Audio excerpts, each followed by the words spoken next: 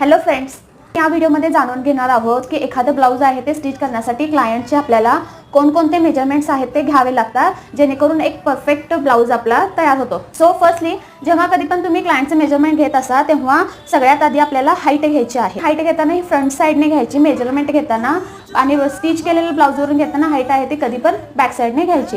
Chest, upper chest, तो पण upper चेस्टमध्ये आहे ते देखील मेजरमेंट घ्यावं लागतं जेणेकरून आर्महोलमध्ये म्हणजेच काखेत आपल्याला ब्लाउज आहे ते फिटिंगला होत नाही. त्यासाठी अप्पर चेस्ट झाल्यानंतर आपल्याला काय लागतं, वेस्ट. आता वेस्ट झाल्यानंतर फ्रंट नेक आणि बॅक नेक. स्लीव्समध्ये काय काय घ्यावं लागते, हाईट घेत असेल तर त्याचं आपल्याला फिटिंग घ्यायचं आहे, किती इंचावर आपल्याला फिटिंग करायचं आहे ते घ्यायचं आहे. आणि त्याच्यानंतर आपल्याला घ्यायचं आहे आर्महोल.